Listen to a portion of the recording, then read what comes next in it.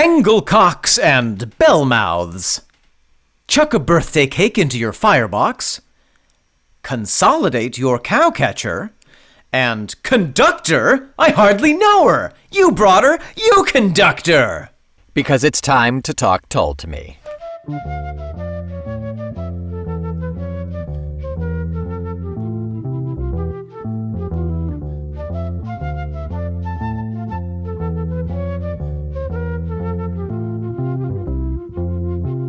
Welcome back. I am Omen Thomas Sade. And I am Nick McGill. Together we are the well-oiled machine that is Feckless Moans. And this is a random nut that belonged somewhere, but when you put it back together, you have an extra piece.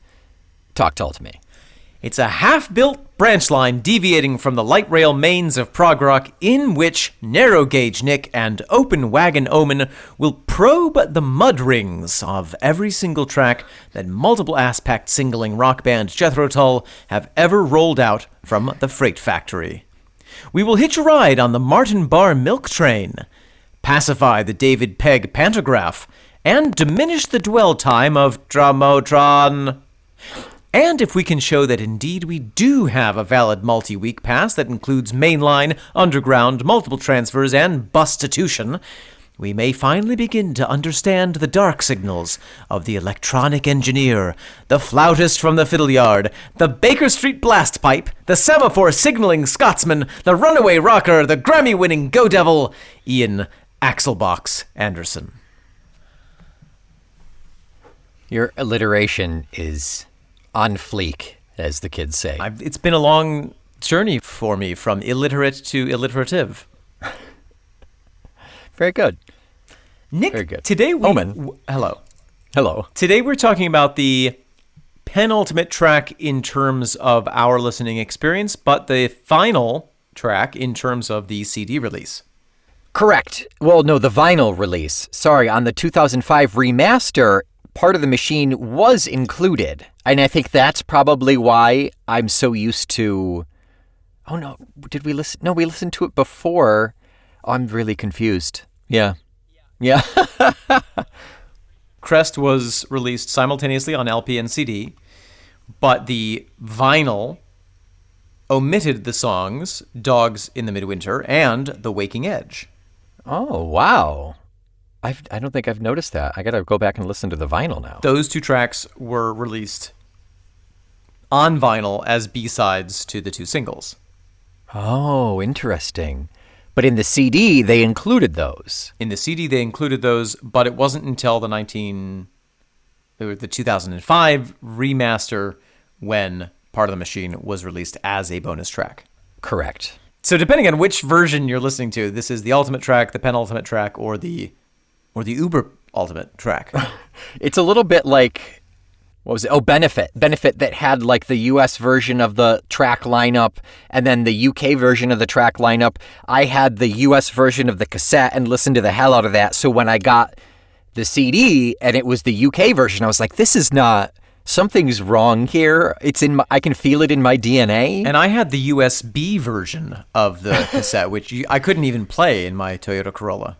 Which is actually very impressive because I'm not sure USB was even a thing back then. So today we are talking about Raisins in Steam. Raising Steam. One of my youthful jam out tracks as an angsty teenager. Anything to say, Nick, before we take a listen? Just that it's one hell of a closer for the album. I'll say that for sure. Let's get closer than ever. Toot toot.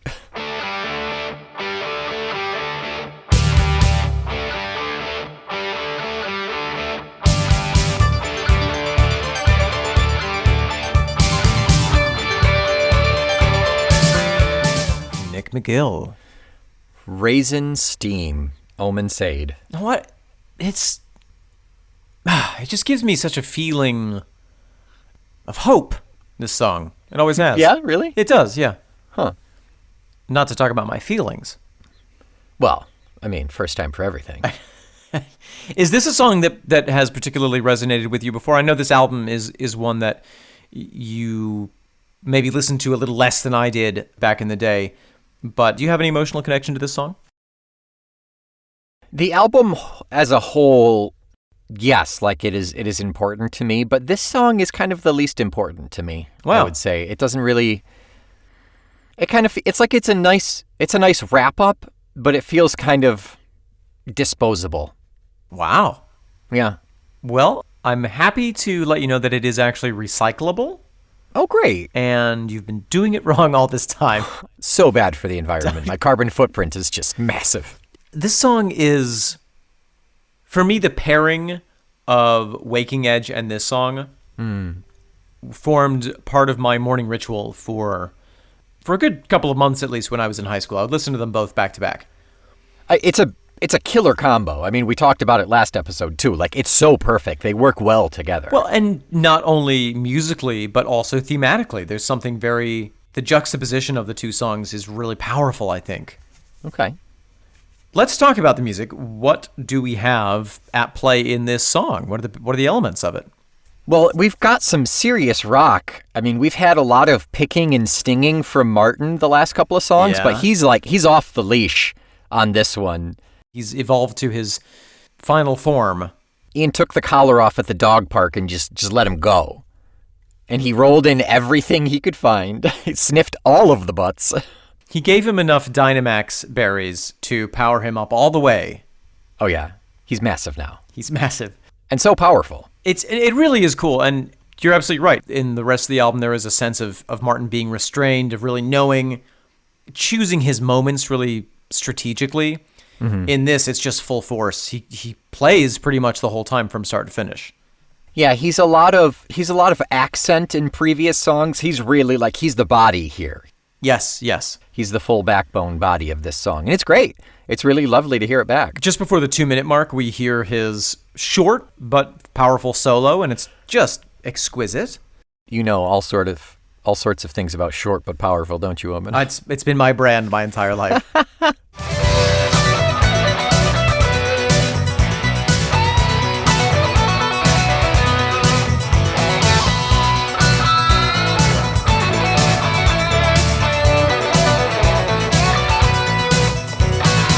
Around 2:15, shortly after that solo, when the singing starts again, we have an amazing Martin makes the guitar scream.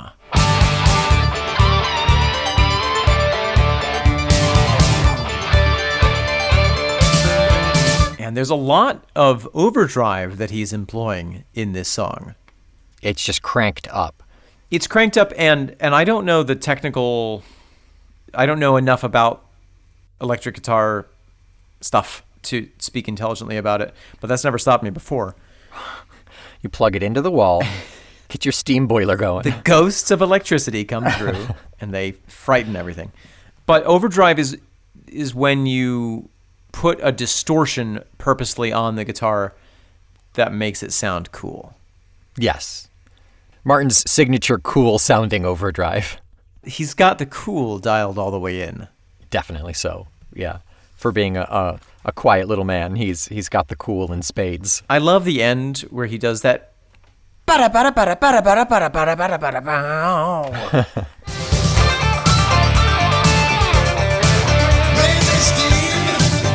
Ah, so cool. Other instruments. There is a maniacally drummed tambourine. Yes. Yes. It's so shaky. It's so good. I got my whole life hanging in a sack, getting out until that white wood. And I suspect that is Mr. Ian Anderson. Oh, you think so? I do. You think it's twisted, not actually drummed? I think it's so fast, it feels like it's being drummed. The drumming on this song is presented by the synthetic drum machine. Oh, so I guess that would be. Or maybe you could probably get that out of the drum machine, right? You could, but to my ear, what it sounds like happened is that Ian spent 3 days in a dark room programming the drum machine, about 4 days programming the synth in the same dark room. He came out of his hole looking like Rip Van Winkle. Looking like early age Ian Anderson. Right. And then they played the song, and then he listened to it back and was like, there's just one thing missing. Someone should play the tambourine as if their life depends on it. He drank a gallon of coffee, smoked an entire pack of cigarettes, and then just went to town on it. Yeah, no, it's great. I love the enthusiasm with which the tambourine is played. That's the best way to put it. The enthusiasm with the tambourine. Perfect. You know, and people think that playing something like the triangle or the tambourine is easy. You know, it's an instrument that is made fun of or disregarded as not even a real instrument. It is hard. I have played a tambourine before, Nick. The tambo in particular, you can't get much out of a triangle, but there's a lot of nuance to a tambourine that you can do. More than the layperson would think, yes. Exactly, yeah. Speaking of Ian programming things, the Fairlight in the background, that mechanical synth sound. Yeah. Really, really fun. Works really well with the theme. Helps keep the drive of the song just rolling along, kind of in the background. That's the flavor to Martin's overall body of the song. Yeah, I love it. It's very intricate. It would be very interesting to see it written down on a piece of sheet music to try to My Lord, yeah. figure out what actually is going on with that synth, because there's a lot going on there. It's like it's 16th notes the entire way, maybe 30-second notes. Yeah. It's super fast. And they've got to just be going like up and down like a mountain range or like an electrocardiogram, just all over the place. It's really, really fun. And it brings that element of, it brings a more digital sound to it, which weirdly works in this song. I feel like this song combines so many things, but one of the things that I'm sure we'll talk about is the effect of technology on the world. Right, yeah. The idea of a steam train is kind of a very simple, basic technology compared to the trains nowadays, and yet he really does bring in that sound of modern, and it does work. And the jump from we didn't have any trains to a steam train was massively transformative for humanity. Yeah. They didn't have train tracks for another 30 years, but They that were train skidding. was ready. Cows were decimated. Drifting up. Old Shiba's drifting the train again. Tokyo Drift on that train. That forms one of the central plot points of, not the bit about there not being train tracks, that's just silly. But the whole trains being introduced to the world, that moment of history forms one of the big plot points or settings of Around the World in 80 Days. Oh, cool. The whole idea of that novel is that there's a bunch of distinguished English gentlemen sitting around in their whist club, and one of them says, wow, with all these new trains and steamships, he makes this absurd statement, which is you could almost imagine someone traveling around the entire world in 80 days. As if to say, like, you could run around the world in a minute, like it's being extremely hyperbolic. Mm-hmm. And Phineas Fogg looks up from his newspaper and says, well, it is possible. You could do it. Says, hold my beer. Literally, he's like, no, you could do that. And somebody's like, no, you couldn't. And he says, I will bet you. And because they're English gentlemen, they say, well, yes, of course I'll take that bet. And he said, and they finish the game of whist, and he finishes his tea, and then he sets it down and says, well, I'm off to pack. I will be back in 80 days. And spoiler alert, does he make it? Spoiler alert, you'll have to read the book. Spoiler alert, you haven't read the book? Spoiler alert, I have, but there's a twist ending. I don't want to spoil it. Oh, okay. Okay. It's not so simple to answer. He dies. But his corpse makes it back in 80 days. The real journey was the friends he made along the way. Yeah. Yeah, it's got to be. Actually, he does get married. Oh, great. But this song seems to exist at this. Part of the reason I like it so much is that feeling that Ian captures of being on a freight train could as equally translate to being on a clipper ship or a spaceship. Sure, yeah. Or your first pony. My first pony. My Fisher-Price first pony. Nick's Little Pony. And the juxtaposition, like you said, of that highly regulated digital synth and Martin's just soul-stretching electric playing, it really provides that feeling. Mm-hmm. Yeah, it's pretty cool. I like the sound a lot. It's very fun. David Pegg, very serviceable in this song. David Pegg playing the bass as he does. Yeah, it doesn't stand out to me very much, but perhaps if I listened to it on better headphones, it would stand out to me more. There's a lot going on. It's pretty difficult to hear. I think that he's supporting Martin for the most part. Yeah. By this point in the album, he's so tired that he's just like, he's on autopilot. He's like, I got to take a step back, Ian. I can't handle this. And that's when Martin's like, I'll do it. Let me play the guitar, please. I will play it as rough as a nightingale. I'll give it butterfly kisses.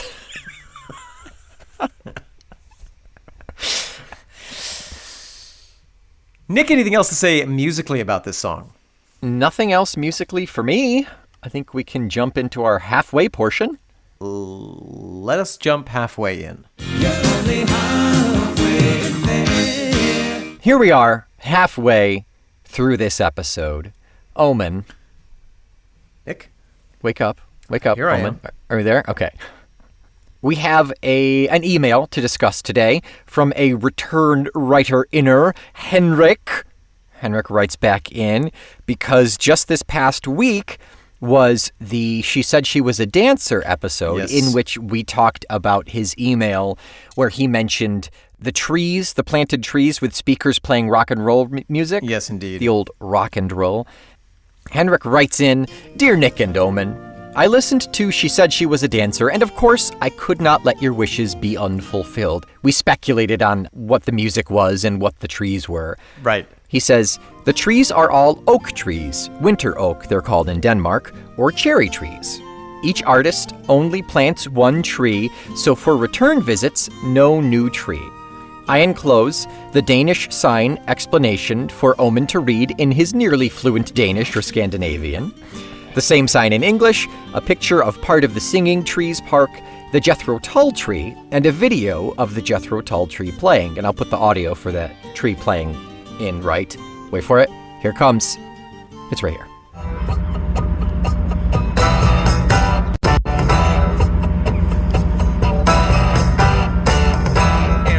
And then he wraps up with, the songs change during Christmas, meaning from the 1st of December, the artists who have made Christmas songs will be changed to these. And there's a party in the park when they change the songs for Christmas. I wonder what Tull Christmas song there is. There's quite a selection now at this point. So many to choose from, I know. Thank you so much, Henrik. That is super helpful and super valuable. We greatly appreciate this little tidbit. It kind of looks like when the picture was taken, clearly there are no leaves on the trees, so it looks a little barren. But I mean, it's a tree with these little black things jutting out of the ground, maybe like 3 feet high. They look like weird futuristic memorials. Yeah, they do. It's a little strange. The Jethro Tull one says 14th April 2010, so that must be when that was planted. Yeah. And it just says Jethro Tull, and it plays Locomotive Breath. You know, I can't wait for the update when you press the button and it projects a holograph of the entire band leaping around. A hologram? A holograph. What's a holograph? What's a hologram? A holograph is a manuscript handwritten by the person named as its author. Hologram means entire picture because its image is three-dimensional. Yeah. Yeah, one of those. Yes. Yeah. Take your There pick. it is, one of them. It'll be a surprise. It could be silent singing just pops up. Silent singing comes out and you get to read it when you push the holograph button. So I will read the English version and Omen will maybe read a snippet of the Danish version. Ever since November 1987, when Sir Cliff Richard planted the park's first tree before he gave his concert in Aalborg Congress and Culture Center, many famous international stars have left living reminders of their visits to Aalborg. The park grew over the following years. In 2011, it was reorganized with many of the trees replanted, including the Cecil oaks, which were the first to be planted, and more recent wild cherry trees. The Park of Music with the singing trees has no equivalent anywhere in the world.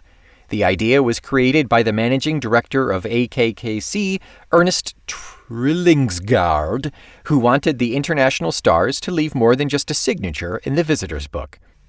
The Park of Music is unique from Aalborg with its many celebrities, such as Sting, Hansi Hinterseer, John Cleese, Stevie Wonder, Joe Cocker, Oscar Peterson, Prince, Bob Dylan, Victor Borg, Kiri Te Kanawa, Tom Jones, Elton John, Beyonce, Sting, Andrea Bocelli, and many others. At each tree, a little medley of artists' most famous music can be heard. How did John Cleese manage to get his way in there? I was wondering that. Maybe they sing a lot in Monty Python. Could be, yeah. Yeah. I'm going to translate for all of our Danish and Norwegian listeners. I'll do my very best attempt at reading the sign in Danish. Perfect. Parken voksede gjennom flere atelier og blev i 2011 omglatt sa den i dag fremstar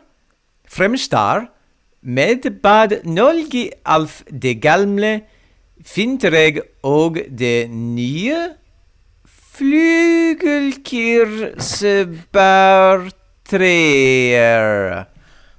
And that is as much as I will offend anyone today. That was just a recipe for red velvet cupcakes. That was me clearing my throat. Now I'm ready to read. Now let's do the Danish. That's fabulous. Thank you so much, Heinrich, for sending us all those tasty treats. It is truly through the ears and eyes of you, our listener, that we are able to find ourselves standing in all of the tall places. Yes, you are the trees that make up our musical forest. We are the branches to your roots. Fruits to branches. Nick, here we are in the textual portion of the podcast. Before we dive into the text itself, I would love to take us on a little eye-to-ear journey and describe a photograph that is in the tall tome Silent Singing. Please choo-choo on into my ears. Presumably clicked by one Mr. Ian Anderson, there is a striking black and white photo alongside the text of Raising Steam, which features a really gorgeous steam engine moving full tilt with the stream tailing behind it into one of those brick archways that we talked about some time ago on Journeyman, I think. That sounds right, yeah.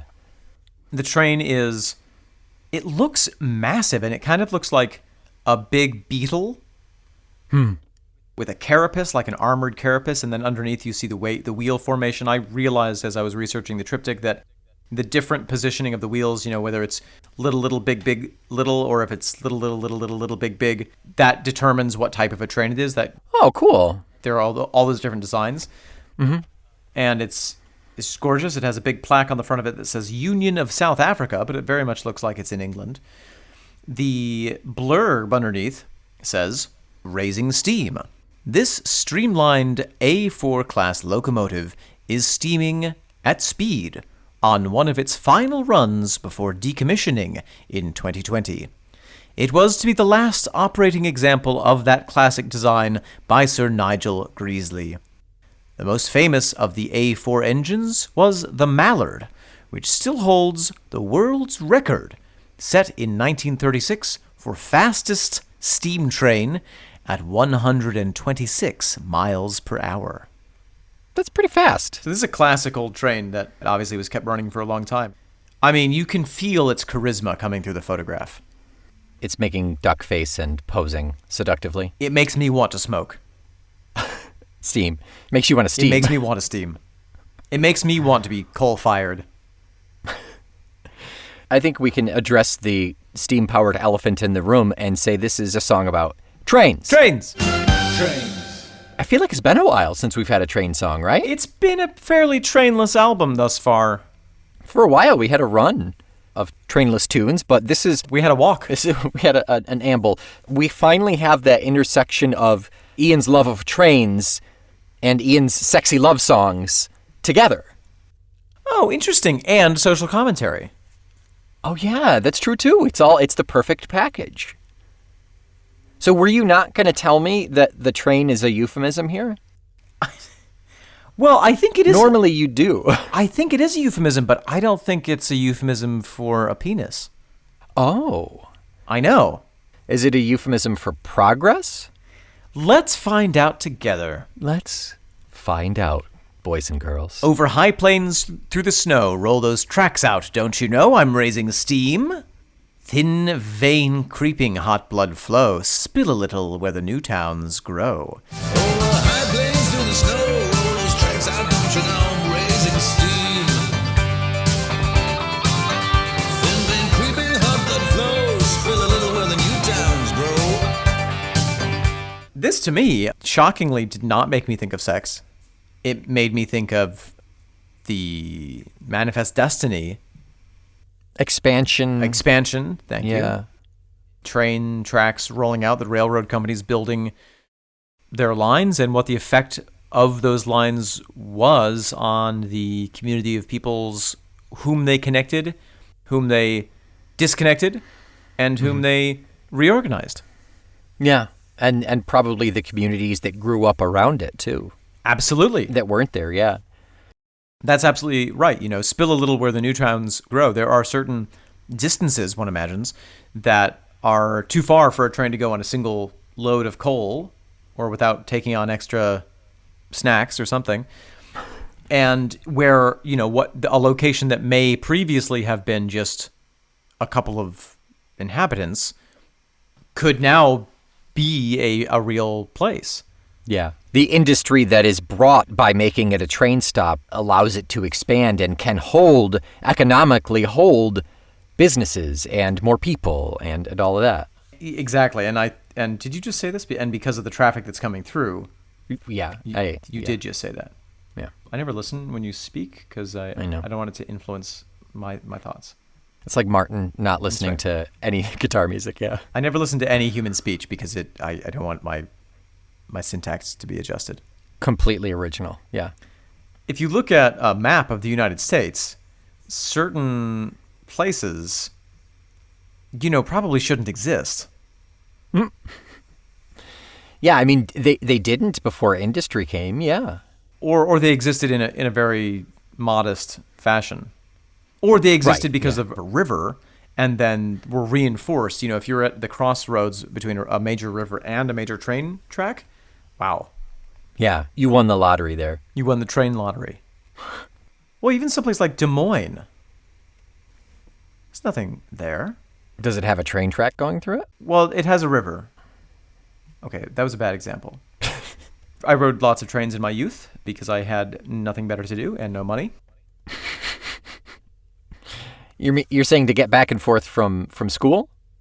Oh, yeah, school, but also when I lived in Chicago, I took the train back and forth from Chicago to upstate New York. Yeah, that's right. I wouldn't call that your youth, but yeah. It's more when I was more youthful than I am now. Fair enough, yeah. And I was always just fascinated by the perspective that you get on a place traveling by train versus driving or flying. Yeah. You see things differently. You can actually see the landscape, really. Yeah, the times I've taken trains, I kind of enjoy them. They're kind of nice. Trains. There's something peaceful about it, you know? It's a relatively smooth ride, and you do get that environment that you don't get. I mean, I guess you would get it on a bus, but there's I mean, you get a window on a bus, but yeesh. You can get tetanus on a bus. Also that, yeah. We've talked a lot before about how passenger trains are not as well invested in as they could be here in the States. Mm-hmm. But trains have had a massive effect on the American culture. One of the interesting things about living in Chicago is realizing how much cultural exchange there is with New Orleans. Oh, interesting. And the only reason for that is because one of the first major train routes in that area went from Chicago. I mean, Chicago was a big hub for trains. But one train route connected Chicago to New Orleans. That was the other terminus. And so lots of people from New Orleans would move up to Chicago, taking advantage of that train and bringing music and culinary culture with them. Wow. There's this constant kind of transmission of culture between those two cities. Yeah. Back to the narrator, the singer of our song. He may have done just that. I got my whole life hanging in a sack, heading out into that wide world wide. You got your locomotive sitting on your track, and I don't care which way I ride, I may not be coming back. I got my whole life hanging in a sack, heading out to that white world wide.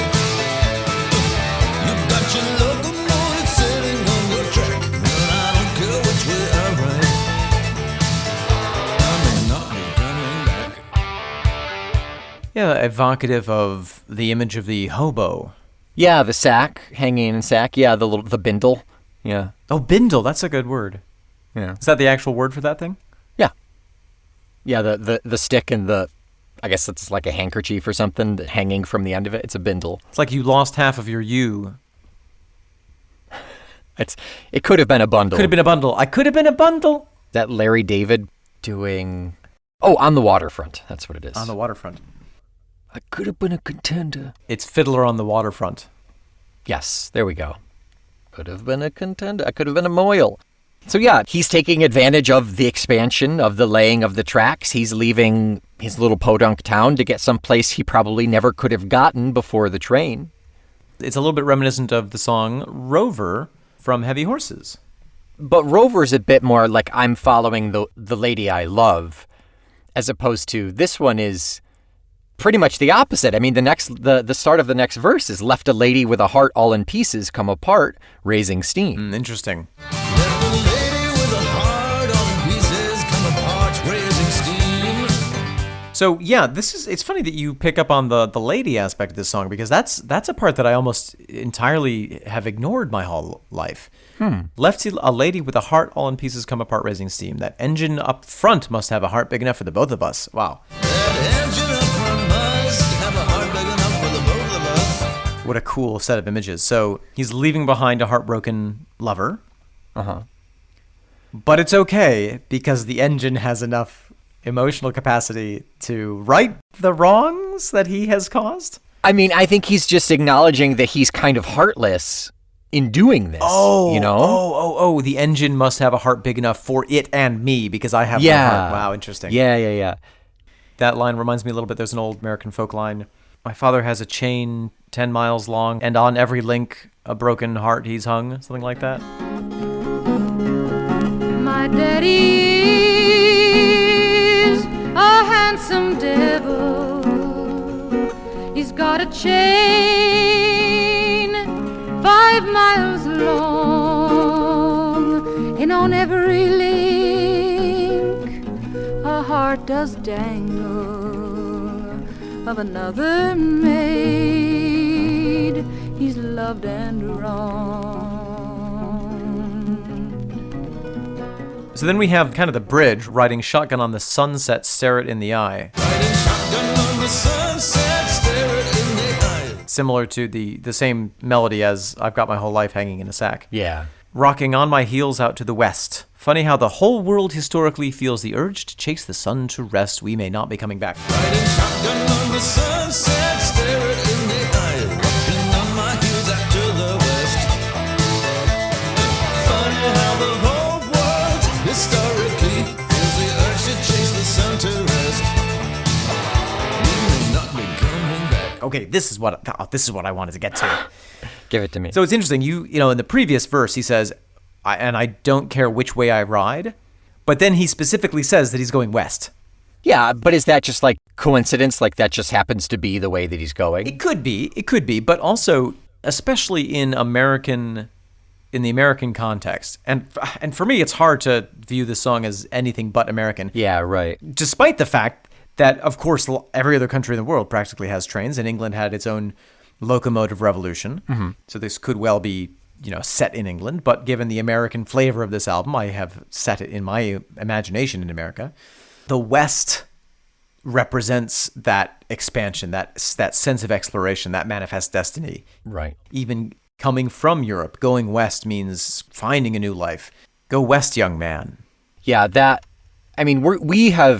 we as Americans have certainly been conditioned to think of that, the westward expansion, Lewis and Clark, whatever. I'm genuinely curious about how that is contextualized in the UK, Well, I think that, at least in a historic sense, which seems to be what he's referencing here, there was that European urge to go west, to find what was beyond the seemingly infinite Atlantic. Oh, so not necessarily on a train, obviously, over the Atlantic, but there was still that urge Right. to expand. Right. I think the jump in imagery is I'm riding into the sunset, staring it dead in the eye, heading west. Wow. That is in relation to the entire world's historical impulse to chase the sun to rest. Gotcha. I mean, he goes all the way back to mythology. This is what I love so much about his writing, is he takes this literal moment and then stretches it back all the way to the beginning of time, when humankind first saw the sun setting and thought, where does it go? Well, I mean, that line is so really interesting, just in the sense that there's this interjection. Funny how the whole world historically feels the urge to chase the sun to rest. Funny how the whole world historically feels the urge to chase the sun to rest. That's a very Jethro Tull moment there. It really is. It's such a good moment, though. This is where I should put in a 3-syllable word. Just to add really specific context. Historically! It could work without it. Totally fine. Funny how the whole world feels the urge to chase the sun to rest, yeah. Totally fine. But historic, just so we know, I'm talking about... I don't mean metaphysically. I don't mean presently. I mean, it's always been happening. I don't mean in the context of literature. Just the facts. So then we get into what could possibly be regarded as sexy. Yes. Correct. Let me be your engineer. Have you smiling ear to ear, raising steam? Let me be your engineer. Have you smiling ear to ear, raising steam? Wink, wink. There's actually the wink emoticons there, yeah. You can hear it in his voice. Yeah, it's there. And will you tell me how it feels when you're up and rolling on your driving wheels? Will you tell me how it feels when you're up and rolling on your driving wheels? You know, I think that we have a bit of a double entendre or a thematic manifold metaphor. Okay. Steam. Right. Steam is what powers the locomotive. I believe it's probably where the term "I've run out of steam," when you're tired, when you're worn out. Absolutely. That's where it comes from. But also to get steamy. To get steamy is sexy time. To get steamed up is angry, actually. Yeah? But yeah. Yep. No, you're right. To get back to getting steamy, because this is getting steamy. And raising steam is, in the train context, getting up a head of steam is boiling enough water so that the pressure in the tank gets up to the point where it can start actually moving the wheels. So you have to get all that pressure up before you can start going anywhere. Right, so you're raising the pressure Of the steam. It's just shortened to raising steam, yeah. But raising steam could also be getting hot under the collar, getting hot and bothered. Hot under the collar is also angry. English is a bothered. very confusing language. Right? Yeah. Yeah, no, I mean, it's creating the steam, getting yourself or someone else to that boiling point. Let me be your engineer. Woof. So, Yeah. I mean, in the relationship between engineers and trains, there's a very, by, just the nature of it is somewhat sensual. You're literally up against the hot engine, Sure. monitoring it, reading its signals, Listening to its singles. listening to, new single just dropped. You are powerhousing through the countryside in a giant phallic object. It's a bit phallic, isn't it? Yeah. Hard to imagine something more phallic than a steam train. A rocket ship, maybe? I mean, it's on par with it. Steam-powered rocket ship. Yes. Yep. Phineas Fogg, yeah. So, is this the story of the sexy philosophical hobo? Is he philosophically a hobo? Or is he a hobo who is philosophical? I'm sorry, the sexy hobo philosopher. There we go. I mean, maybe. But not like, I think he's newly hobo. I don't think he's got a beard down to his knees and has patches. He hasn't earned his bow. Yeah, he's just a hoe. He's got a training bindle, and he hasn't earned his badges yet for eating beans out of a can and jumping onto a moving train yet. He's still in training. He's got his training wheels for train jumping. I'm not sure what that is. Yeah, I know. There's something there. But it's too hard to get any further. Do you think that, in your imagination, obviously we don't really know, is if this is an experienced hobo who had a romantic entanglement and is now moving on down the line, Moving on down the line, that's a train reference. Yeah. Or is this a kind of, I know what'll solve all my problems, I'll jump on a train and not pay for it? So is it present tense or future tense, almost? Theoretical tense. Where is the excitement coming from? Is the excitement of this train ride coming from the fact that it's the first time you're experiencing it? Or is it the excitement of it being the 1,000th time that you're experiencing it and just loving that this is your life? To me, it's a newer experience. I think that leaving the lady with the broken heart the wound is still fresh. I think he's probably 2 stops down the line. He's really excited about this life that He just got on the chosen. train. It hasn't even started going. Yeah. Yeah, she's crying out there and he's just trying to ignore her. It's like, oh, I hope they chuck some more coal in. This is awkward. Let's get the steam going. Come on, guys. I found another sexy line. Okay, give it to me. I'll be your locomotive blowing off its stack, and I don't Yeah. care which way I ride. I'll be your locomotive blowing up its deck, and I don't care which way I ride. I may not be coming back. Well, there's a number of ways you can interpret that. It is coal-packed with euphemism. Yes. I think that what I always took from this song is more than the specifics of why is he on the train, who is he left behind, all of that.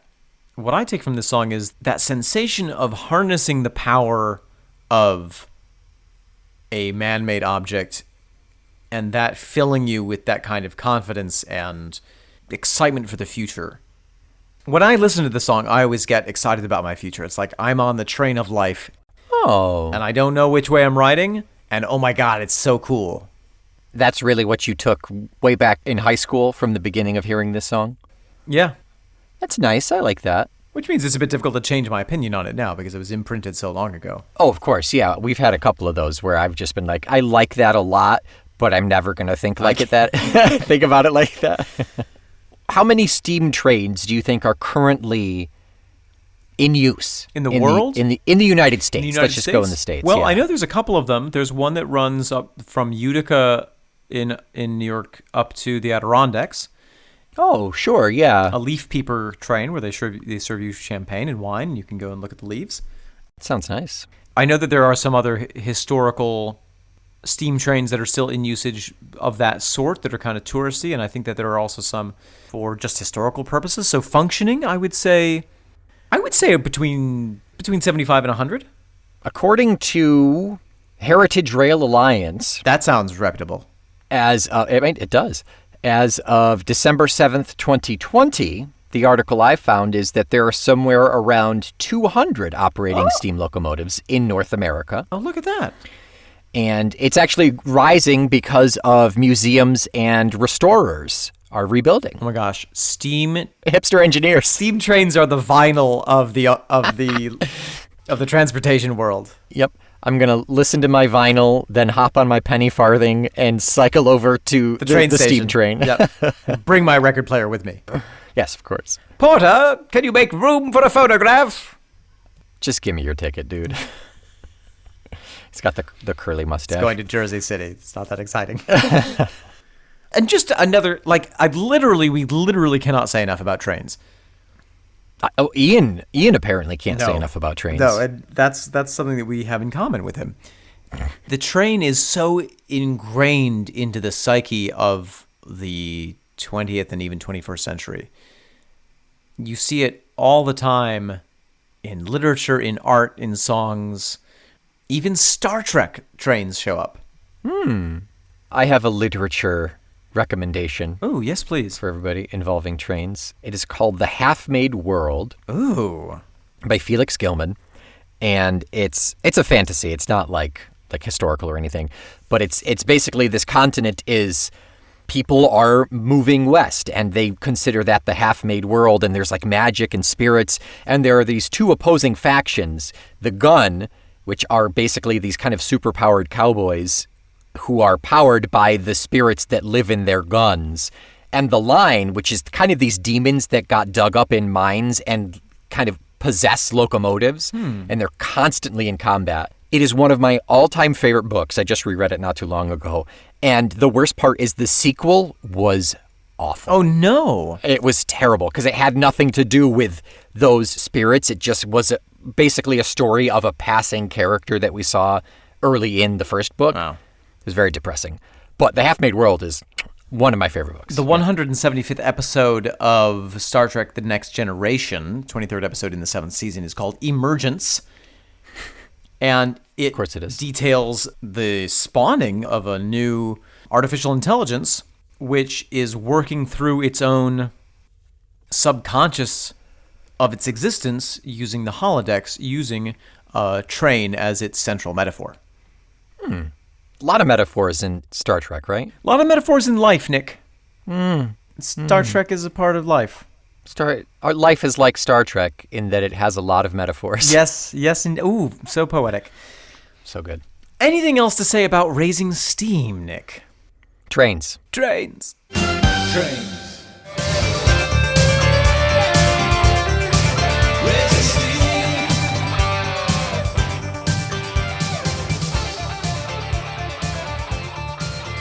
Next week, we are talking the final track off of this album, bonus track, etc., etc.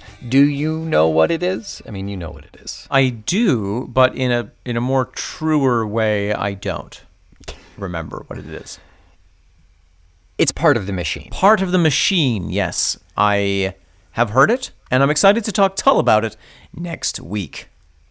Until next week, we don't care which way you ride, as long as you're giving us a 5-star rating and review while you do it on Apple Podcasts and or any other podcatcher of your choosing that accepts reviews. The Discord, which is accessible by becoming a Patreon member, has a heart big enough for all of us. Period. End of sentence. Until next week, I'll be your locomotive blowing off its stack, Nick McGill. I'm the thin vein creeping, Omen Thomas Sade. We have you smiling ear to ear, the feckless Momes. And we'll spill a little where the new towns grow. Talk Tull to me.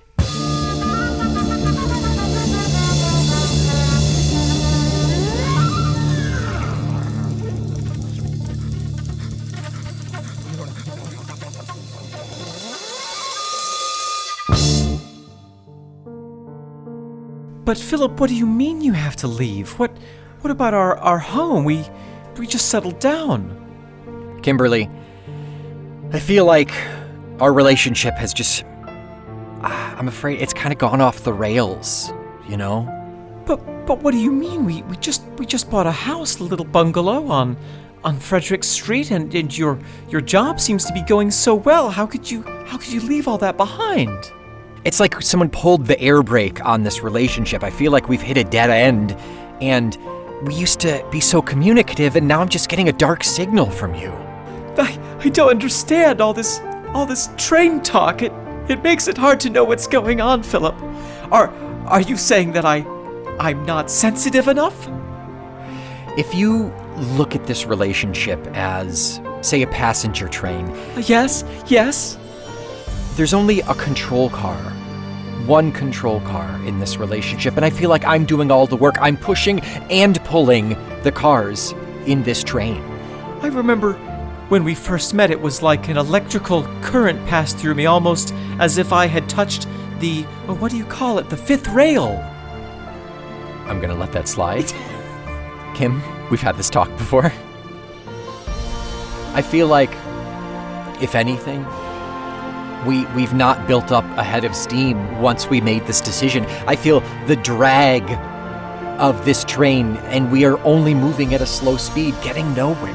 Are you just not attracted to me anymore? Do you not love me? And do you feel like you just can't love a woman that looks like me? Well, I don't want to talk about your caboose, but let me just say that my heart is like a firebox, and you are no longer the boiler man shoveling in the coal to power me and my feelings. Philip, it's so hurtful. I knew ever since I saw those magazines under the bed that there would be a problem in our relationship. You saw Trains Monthly? Oh yes, Philip, I know all about your holes and your hot box and your humps and your injector widths. I can never compete. The thing is, Kim, if you did know about them, maybe we could communicate. Maybe we could be on the same level. But I'm afraid we can't. Do you want me to dress up like a porter? I'll wear the hat. I'll do anything you want. I think it's safe to say that at this point we are no longer two trains meeting. We are passing our separate ways. We're not even crossing anymore. Kim, it's done. Why don't you just get out of here? Why don't you just leave? Get on the 8:45. It's 8:43 now. You can still make it. But there's one thing, Philip, that a train will never give to you. I would love to know what that is. No matter how superheated it gets, no matter if it's a Texas type or a tank car, I hope when you're out there on the rails, you think of me whispering into your ear at the middle of the night. Talk Tull to Me is a proud member of the Feckless Moans Audio Network.